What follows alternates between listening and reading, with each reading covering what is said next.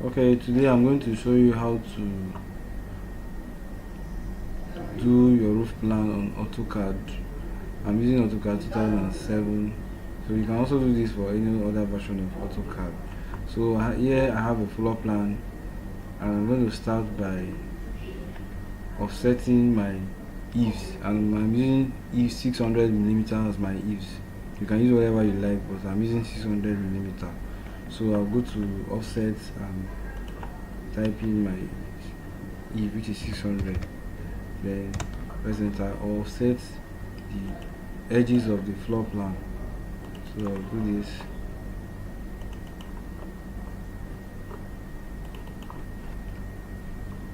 So from here I can select those lines that are offset out, then move it out. Then I'll use a chamfer. So select the two edges that are going to be joined together, select them.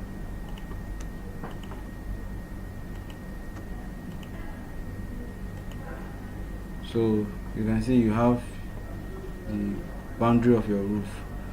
So I can change the thickness to whatever I like when I go to my property. So from here now I want to get the roof angles. So the standard roof angle is 45 degrees. So I'll go to line. You can start from any point you like, but let me start from here. So I'll go. Then you want to specify, you don't know the distance here, but you want to specify the angle. So I'll show you just a short method you can use, a trick you can use. So just move your hand, move your cursor to any distance, then you press the tab key. Press the tab key, then you type 45 degrees, press enter. Then you can go to the other side, press the tab key, you type 45 degrees there. Here you go. So with this you can either trim it or chamfer it. So I'll go to my trim to right click, then trim it out. Then for me to get it, I can do the same method here, but in this case you are not going to use 45 degrees. Press tab. You're going to use like adding 90 degrees, the opposite angle of 45 degrees, which is on the other quadrant, which is going to be 135 degrees. So I'll type 135. Same thing, I can do it here. Press tab, 135. So after trimming it out, you use the line to join this one together. So here you have gotten your roof plan. Another method you can use, let me delete this out. I can use line, say 45 degrees. Then what do?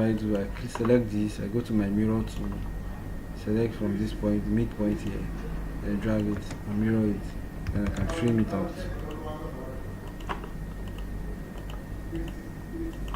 Then I can also select these two lines, mirror it, and you see. So whichever method is fast for you.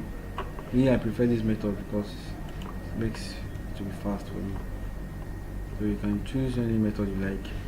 This will give you a roof plan. You can do this for any shape of floor plan. It's very easy. So I hope this helps. Thank you. You can like and subscribe to my page on YouTube.